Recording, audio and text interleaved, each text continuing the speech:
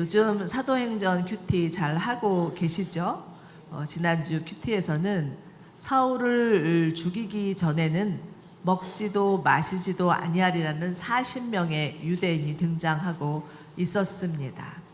이들이 이처럼 바울을 죽이기 위해서 사생결단하는 이유가 무엇이었나요? 바울이 자신들이 목숨처럼 믿고 있던 율법, 그것을 파기하려고 한 것처럼 보였기 때문입니다. 심지어 유대교에서 기독교로 개종한 자들조차도 이방인이 기독교인이 되기 위해서는 반드시 할례를 받아야 한다고 주장하는 바람에 이방인 교회에 큰 혼란과 갈등이 있었던 것을 볼 수가 있습니다.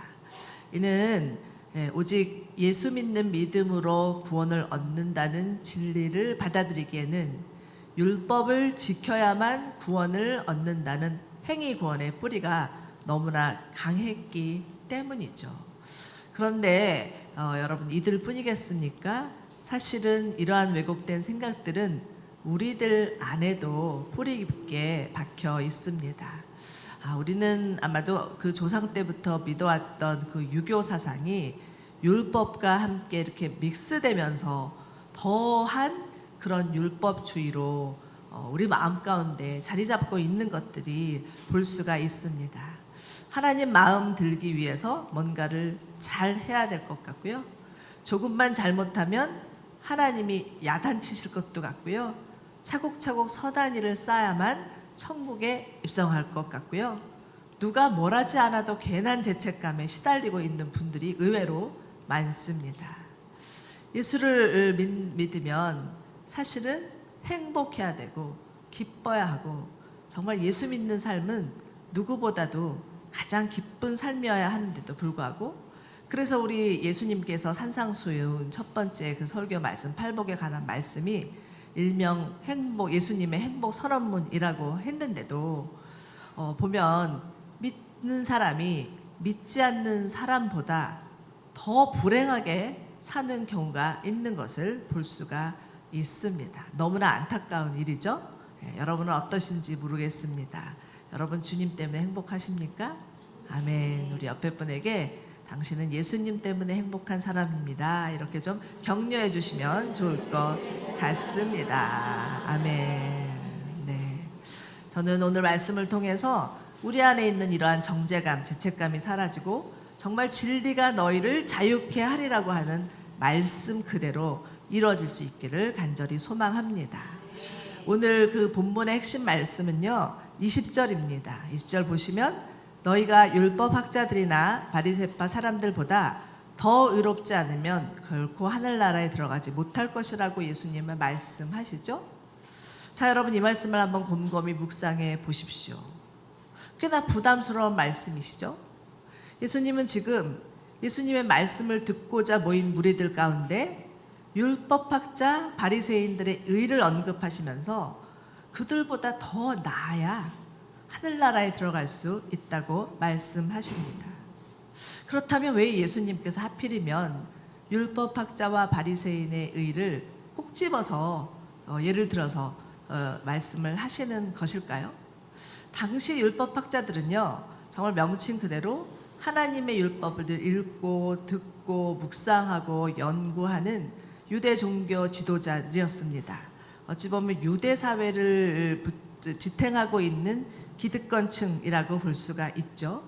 그리고 바리새인들은요, 일상의 아주 사소한 부분까지도 율법을 정확하게 지키려고 하는 평신도 지도자 그룹이었습니다. 이들은 일주일에 꼬박 2번씩 금식하고요, 또 11조도 철저히 바치고요, 부정한 음식은 절대로 먹지 않고요, 아주 그런 경건주의자들이었습니다. 이들의 숫자가 그리 많지는 않았지만 그 명성과 인기는 당시 유대 사회에서 대단했다고 해요. 그런데 이들이 이처럼 구약의 전통과 율법을 지키게 된 계기는 아주 순수한 동기였습니다.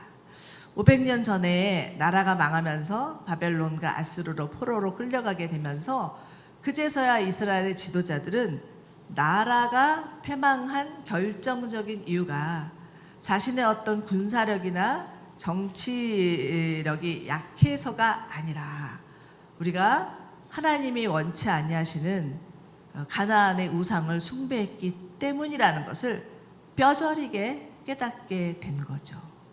그리고 놀랍게도 그 이후로 바벨론 포로에서 들어온 유대인들 안에는 경건주의 운동이 일어나기 시작했습니다. 에스라서를 보면 말씀으로 돌아가자는 경건 운동이 벌어지고 있는 것을 보고 그 중심에는 율법학자와 바리새인들이 있었다는 것을 알게 되면서 희한하게 신약에 와서는요, 유대인들이 그 어디에도 가나안의 우상을 숭배했다는 기록이 나오지 않습니다. 그러니까 이들이 벌였던 경건운동은 아주 대단한 것이었죠. 그래서 당시 그 유대 역사학자 요세푸스의 진술에 의하면 그들의 영향력이 얼마나 대단했는지 이들이 왕이나 대제사장에 가서 아무리 뭐 어떤 거슬리는 말을 한다 할지라도 옳다는 인정을 바로 받았다는 거예요. 그래서 이들이 그 가지고 있는 자부심은 하늘을 찌를 수 있을 만큼 높았고 그야말로 이들은 의의 대명사였습니다.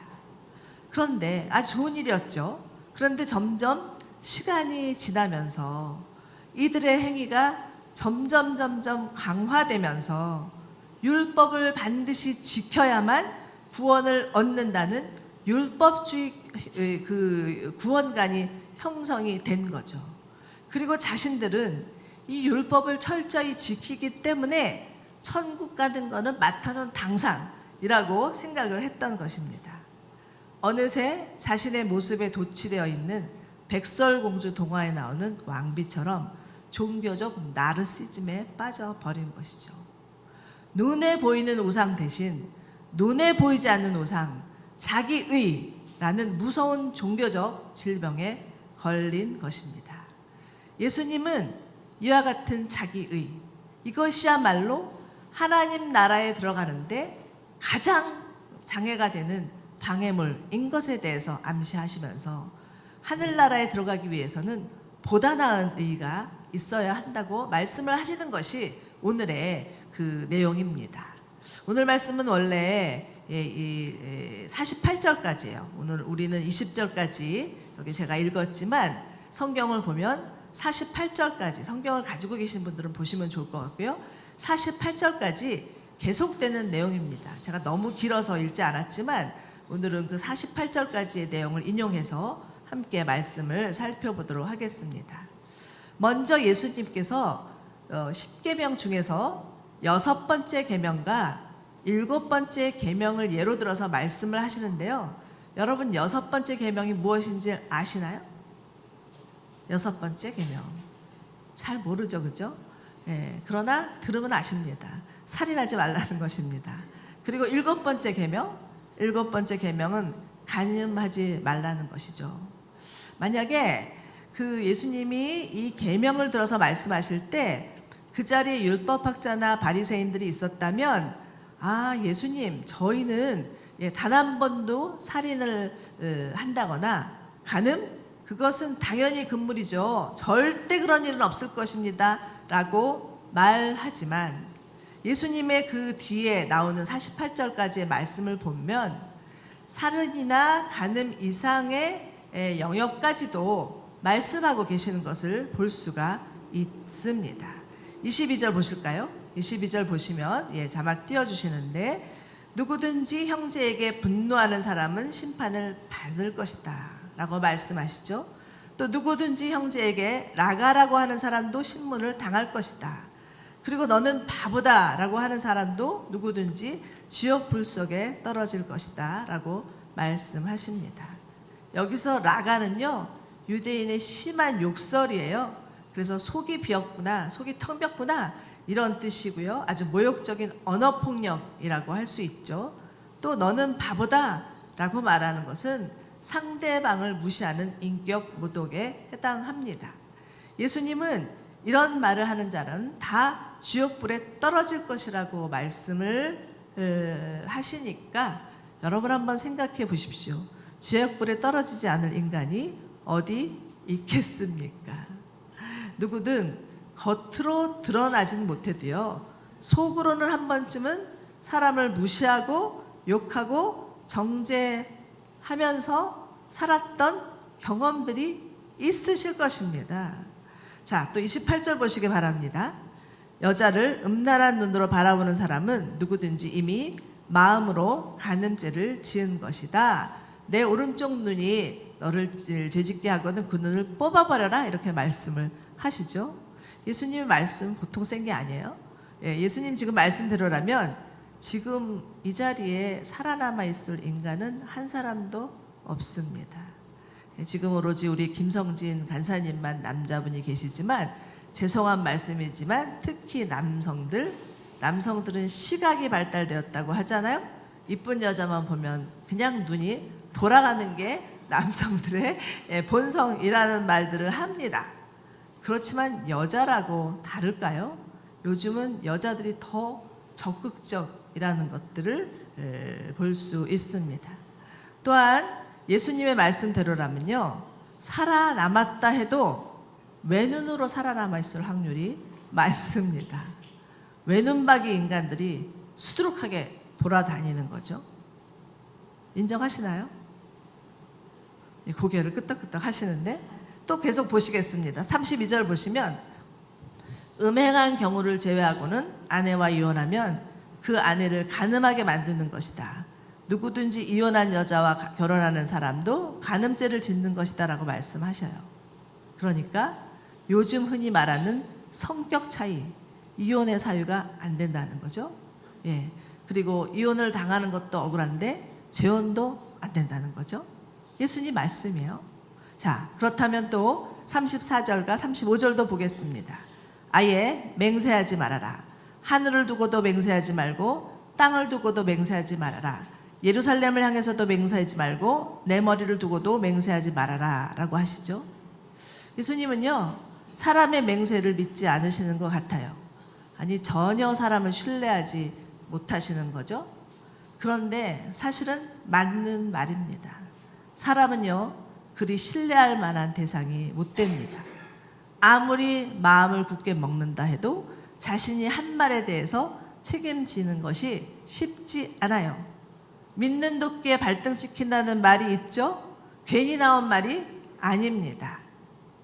우리 안에 정말 서로 간에 있는 그 맹세의 말 때문에 얼마나 많은 어려움을 당하고 있는지 모릅니다. 사랑했던 연인에게 배신당해서 울고 불고 하는 일이 부지기수고요. 친구를 위해서 보증을 섰다가 있던 재산 집마저 다 날려가지고 패가망신하는 경우도 많이 보고 있습니다. 함께하던 동료에게 배신당해서 사업 말아먹는 일들도 부지기수이죠. 자, 그렇다면 예수님께서 왜 이와 같이 엄격하게 말씀하시는지 그것에 대해서 우리는 좀 궁금해해야 합니다. 말씀 보실 때 그런가 보다 이렇게 생각하지 마시고, 왜 예수님이 이런 말씀하셨지? 라고 질문해 보시는 것이 믿음의 성장에서 도움이 된다는 것을 꼭 기억하시기 바랍니다. 왜 예수님이 이렇게까지 엄격하게 정말 도저히 우리가 행할 수 없는 일들에 대해서 말씀을 하신 것일까요?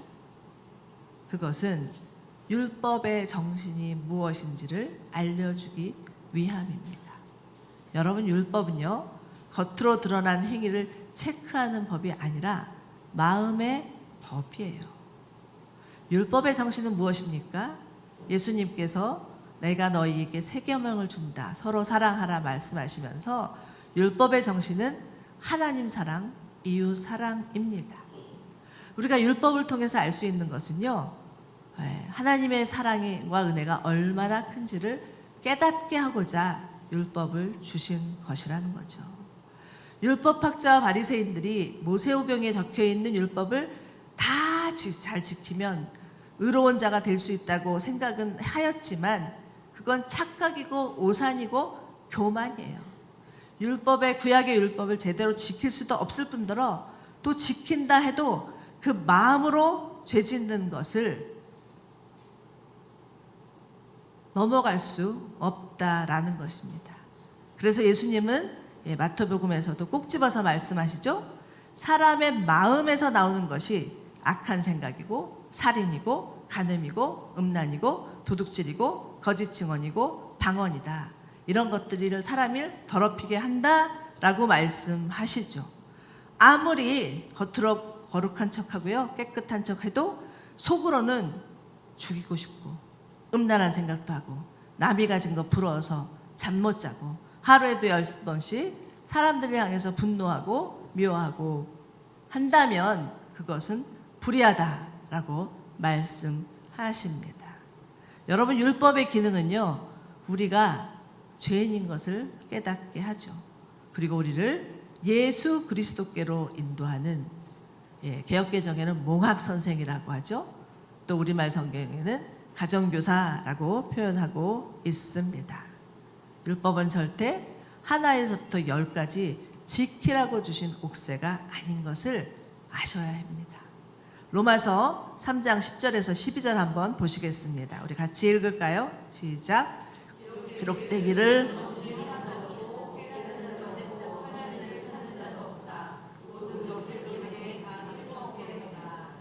행하는 자도 없으니 하나도 없다.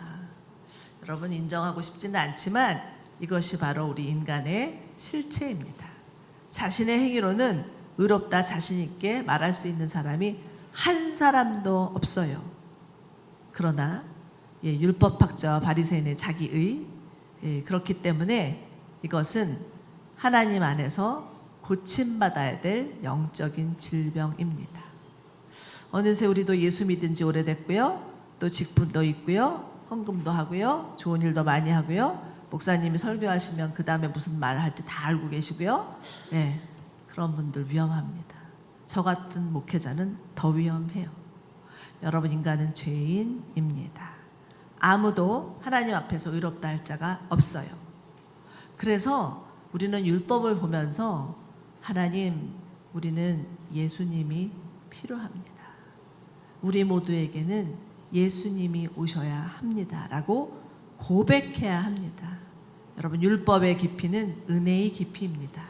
말씀을 알면 알수록 하나님의 은혜가 얼마나 큰지를 깨닫는 것이 우리 가운데 주신 말씀임을 믿으시기 바랍니다. 말씀 한 구절 더 볼까요? 로마서 1장 17절입니다. 시작. 함께 읽겠습니다. 복음에는 하나님의 의가 계시되 믿음으로부터 믿음에 이르게 합니다. 기록되기를 의인은 말씀으로 살 것이다 라고 한 것과 같습니다 라고 기록되어 있습니다. 여러분, 복음에는 하나님의 의가 계시되어 있다라고 하시는데, 이 하나님의 의는 바로 예수 그리스도이십니다. 그러므로 예수님을 믿는 믿음으로 의롭게 여김을 받는 것이지, 우리의 어떤 행위나 또 행동 때문에 의롭게 여김을 받는 게 아니라는 것을 이 로마서 1장에서 분명히 말씀하고 있습니다. 이를 믿으시죠? 아멘. 자, 그렇다면 우리는 오늘 말씀을 통해서 한번 주님이 무슨 말씀을 하시는지에 대해서 알아차려야 하는데요. 저는 오늘 설교 제목을 그리스도인답게라고 붙여보았습니다. 첫째, 그리스도인답게 산다는 것은요, 어떤 선하고 거룩한 행동을 하기 이전에 예수를 믿는 믿음으로 사는 것입니다. 자, 17에서 19절 말씀으로 돌아가 보죠. 다시 같이 읽도록 하겠습니다. 시작. 내가 율법이나 예언자들의 말씀을 없애려 왔다고 생각하지 마라. 없애려 온 것이 아니라 온전하게 하려 온 것이다. 진실로 내가 너희에게 말한다. 하늘과 땅이 없어지기 전에는 율법 가운데 한 점 한 획이라도 없어지지 않고 다 이루어질 것이다. 이 계명 가운데 아주 하찮은 것 하나라도 어기고 또 남에게도 그렇게 하도록 가르치는 사람은 하늘나라에서 가장 작은 사람이라고 불릴 것이다. 그러나 누구든지 이 계명을 지켜 가르치는 사람은 하늘나라에서 큰 사람이라고 부를 것이다. 아멘. 여러분, 예수님은 구약의 율법을 폐하려 오신 것이 아니라 완전케 하러 오셨습니다. 여기서 완전케 한다는 것은요, to fill, 채우다 라는 뜻인데요, 즉 예수님은 모세오경으로부터 선지자의 예언에 이르기까지 구약에 나오는 말씀을 성취하기 위해서 오신 분이라는 거죠. 그렇기 때문에 우리는 거룩하신 하나님 앞에 담대히 설 수 있는 이유가 오로지 예수 그리스도의 보혈의 공로 때문에 우리의 모든 죄를 사하신 예수님의 신실하신 때문이지 우리의 의로운 행동이 아니라는 것을 분명히 인식하셔야 합니다. 그렇기 때문에 우리는 우리의 죄 문제를 해결하기 위해서 우리 스스로가 무엇을 할 건가를 고심하기 이전에 하나님께서 우리 죄를 해결하기 위해서 무엇을 하셨는가를 깊이 묵상하셔야 합니다. 어린 시절에 성추행을 당했던 자매님을 제가 상담한 적이 있습니다. 어느 날은 그 자매님이 오셨는데 손목을 보니까 손목에 이 피딱지가 이렇게 앉아 있는 거예요. 도대체 무슨 일이 있었느냐라고 물어봤더니 자신이 너무 더러운 것 같아서 매일매일 온몸을 그냥 떼수건으로 박박 밀면서 씻는데 피가 나도록 씻고 또 씻어도 그 더러움이 해결나지 않는다고, 자기는 너무 더러운 것 같아서 견딜 수가 없다라는 말을 하는 바람에 한참 같이 울었습니다. 사랑하는 여러분, 아무리 우리의 죄의 문제를 해결하기 위해서 갖은 방법을 다 쓴다고 해도 해결되지 않습니다. 오히려 점점 더 무력해질 뿐이겠죠. 그 자매의 경우는 사실 자신의 죄도 아니었죠. 서로 우리가 우리 스스로 또 우리의 죄를 씻는다고 할지라도 씻겨지는 게 아니죠. 오로지 우리의 죄 문제를 해결할 수 있는 분은 예수님 한 분밖에 없습니다. 예수님께서 우리 이 땅에 오셔서 우리 죄를 사하시기 위하여서 십자가에 지셔서 흘리신 그 예수 그리스도의 보혈만이 우리를 정결케 하고 깨끗게 하는 능력임을 믿으시기 바랍니다. 자, 그런데 지금의 시대는 어떻습니까? 지금의 시대는 종교 다원주의 시대라고 하죠. 꼭 예수님만이 구원의 길이냐? 다른 길은 없냐? 기독교는 너무 배타적이고 편협하다? 예수 아니라고라도 구원에 이를 길은 있지 않느냐라고 주장합니다. 심지어는 기독교 안에서도요, 예수 이외에 다른 길이 있다라고 주장하는 자들이 있어요. 겉으로는 버젓이 무슨 대한예수교 장로의 감리계 하나님의 성회라고 간판은 걸어놓고 있는데 들여다보면 예수 아닌 다른 복음을 전하는 자들이 있습니다. 성경을 쪽집게처럼 푼다고 하대요. 그동안 이해하지 못했던 말씀을 똑부러지게 풀어주니까 교회에서는 이런 거 안 가르치는데 영안이 열린다고 하면서 우르르 가시는 분들이 있습니다. 그런데 정말 주의할 것은 성경을 문자적으로 자의적으로 해석하면 예수 아닌 다른 복음에 빠질 수밖에 없다는 것을 주의하셔야 합니다. 교회 잘 다니다가요, 엉뚱한 길로 가시는 분들이 간혹 있는데 어찌된 일인지 살펴보면 대부분은 안타깝게도 교회에서 잘 적응하지 못하고 외롭고 힘들어서 그것을 해결하지 못하고 있다가 거기 갔더니 품어주더라 이렇게 얘기하시는 분들이 있는 것을 보면서 정말 우리가 그들을 품지 못한 것에 대한 죄송함과 미안한 마음이 있습니다. 그러나 사단의 타겟이 세상 사람이 아닌 믿는 자들이죠. 말세가 가까울수록 마귀가 우는 사자처럼 삼킬 자를 두루 다니면서 찾고 있음을 명심해야 됩니다. 디모데후서는 사도 바울이 마지막으로 쓴 편지이죠. 근데 그 편지에서는 마지막 때가 가까울수록 사람들이 믿음에서 떠나서 속이는 영들과 귀신들의 가르침을 따르고 쓸데없는 분쟁과 논쟁과 말다툼을 일으키고 그로 인해서 시기와 분쟁과 비방이 일어나고 결국 교회는 분열케 된다. 이것을 주의하라라고 경고하고 있습니다. 자, 그러니까 여러분, 우리가 해야 될 게 있어요. 아무리 목에 칼이 들어오는 한이 있더라도 예수님만이 우리 영혼의 구세주인 것을 믿는 믿음, 그 믿음으로 사는 것입니다. 주변에 말도 안 되는 얘기를 하면서 정말 예수 아닌 다른 복음이 있다라고 말할 때마다 그들을 대적하시기 바랍니다. 예수님이 말씀하시는 보다 나은 의는요, 오로지 예수 그리스도를 믿는 믿음으로 말미암은 의인 것을 분명히 아시고 정말 어떤 상황에서도 꿋꿋한 믿음을 가지고 사는 저와 여러분이 되시기를 축원합니다. 이것이 바로 그리스도인답게 사는 거예요. 말세가 될수록 점점 분명히 이 예수 아닌 다른 복음을 가지고서 우리를 미혹해 하는 자들이 득세할 것입니다. 분별하셔야 돼요. 율법을 보면서 정말 그 안에 담긴 주님의 사랑, 그 사랑이 얼마나 깊고 큰지를 아시며 예수님 필요합니다. 예수님밖에 없습니다라고 고백하며 사는 저희가 되기를 원합니다. 자, 두 번째, 그리스도인답게 산다는 것은요, 예수님처럼 사는 것을 말합니다. 23절, 25절 보시겠습니다. 그러므로 내가 만약 제단에 예물을 드리다가 내 형제가 너를 원망하고 있는 것이 생각나거든 예물을 거기 제단 앞에 두고 가서 우선 그 사람과 화해하라. 예물은 그 다음에 드리도록 해라. 너를 고소하는 사람과 함께 법정으로 갈 때에는 도중에 서둘러서 그와 화해하도록 하라라고 말씀하시죠. 여러분, 예수님은 화해자로 이 땅에 오셨습니다. 에베소서 2장을 보면 예수님은 화평이시니 자신의 육체로 둘로 하나를 만드사 중간에 막힌 담 원수된 것을 다 헐어내셨다고 말씀하고 있죠.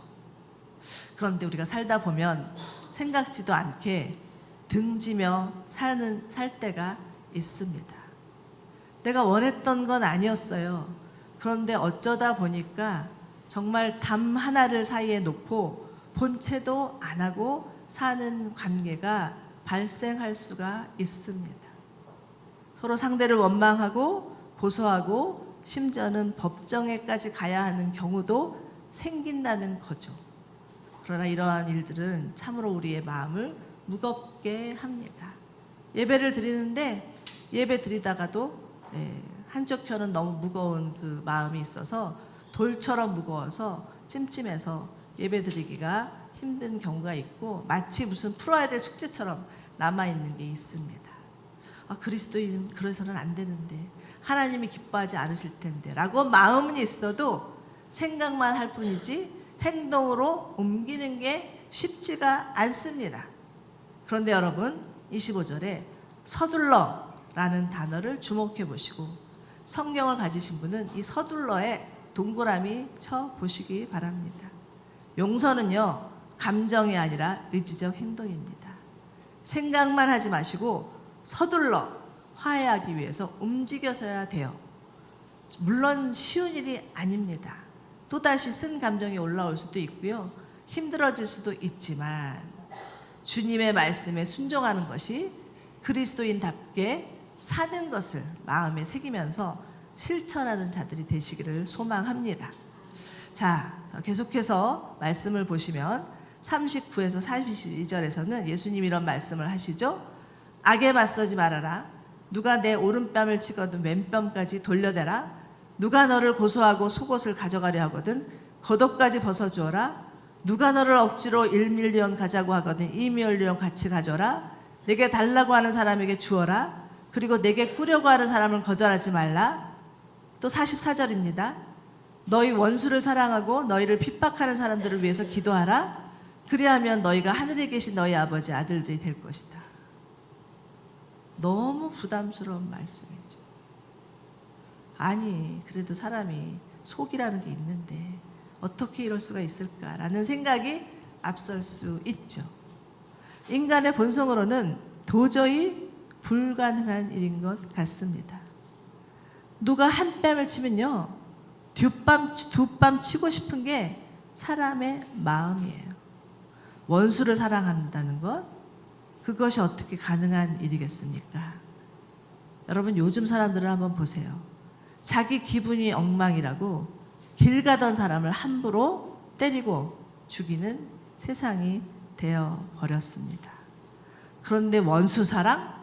이거는 그 옛날이나 있었던 일이지 말도 안 되는 일이라는 생각을 할 수도 있습니다. 왜 우리가 주로 하는 말 있잖아요. 내 목에 칼이 들어와도 절대 용서 못해. 이런 말들 하기도 합니다. 더 글로리라는 그 드라마가 한창 유행이었죠. 거기에 나오는 송혜교가 그 복수의 화신이라고 나오는데 그 여자분뿐만 아니라 우리도 그럴 수 있다라는 것입니다. 그러나 놀랍게도 예수님이 말씀하시는 것처럼 원수를 사랑하는 것을 실천하신 분들이 있죠. 로마서 13장을 보면요, 율법의 완성은 사랑이라고 말씀하고 있어요. 율법을 통해서 하나님이 우리 가운데 주시고자 하는 것이 무엇인가? 사랑이라는 거예요. 말씀을 많이 알면 알수록, 기도를 많이 하면 할수록, 오랫동안 신앙생활을 했으면 할수록 사랑해야 된다라고 말씀하고 계시는 것입니다. 사랑이 없으면 아무것도 아니라고, 믿음, 소망, 사랑 중에 그 중에 제일은 사랑이라고 강조하고 계시는 거예요. 아무리 나에게 와서 예의 없이 무례하게 군다 할지라도, 말도 안 되는 부당한 요구를 한다 할지라도, 심지어는 내게 해를 당한다 할지라도 예수님처럼 자기 자신을 내어주는 사람들이 있어요. 여러분, 사랑의 원자탄이라고 불리우는 손양원 목사님을 아시죠? 저는 오늘 말씀을 마치면서 자신의 사랑하는 두 아들이 공산당에 의해서 죽임을 당하고 쓴 손양원 목사님의 9가지 감사 중에 일부를 읽어드리고자 합니다. 이렇습니다. 하나들의 순교도 귀하다 하거늘 하물며 두 아들의 순교라뇨 하나님 감사합니다. 예수 믿다가 죽는 것도 큰 복인데 하물며 전도하다가 총살 순교 당하다니요 하나님 감사합니다. 나의 사랑하는 두 아들을 총살한 원수를 회개시켜 내 아들 삼고자 하는 마음을 주신 하나님 감사합니다. 이렇게 감사의 시를 쓰셨습니다. 이것이 어떤 무슨 동화에 나오고 소설에 나오는 이야기가 아니고요, 실제로 이 땅 가운데 하나님을 사랑하며 살았던 목사님의 스토리입니다. 오늘 말씀은요, 마지막 48절에 보면 그러므로 하늘에 계신 너희 아버지가 온전하신 것 같이 너희도 온전해야 된다라는 말씀으로 끝이 납니다. 여기서 온전하다는 말을 영어로 보면 퍼펙트라고 되어 있어요. 여러분, 우리가 어떻게 퍼펙트할 수가 있겠습니까? 퍼펙트한 인간이 어디 있겠습니까? 그러나 우리 안에 계신 예수님이 퍼펙트한 분이시기 때문에 그 퍼펙트한 예수님께서 우리 안에 계셔서 우리를 통해서 일하신다는 것이죠. 내가 하는 것이 아니라 정말 온전하신 예수님이 내 안에 거하셔서 온전한 일을 행하신다는 것을 믿는 저와 여러분들이 되시기를 바랍니다. 그것이 바로 그리스도인답게 사는 삶이라고 예수님은 말씀하시는 거예요. 그러나 여러분, 예수 믿는 것은 과정입니다. 하루아침에 되어지는 것이 아니죠. 우리가 말씀을 읽고 묵상하고 그 가운데 계신 예수님을 만나면 만날수록 우리 안에 계신 예수님께서 우리를 온전하게 하시는 것을 믿으시기 바랍니다. 지금은 온전치 않더라도 점점 온전해가는 모습으로 주님이 저희를 바꿔주신다는 것을 꼭 기억하시면서 주님이 온전하시기 때문에 저도 온전하기를 바랍니다 라고 기도할 수 있는 저와 여러분이 되시기를 축원합니다.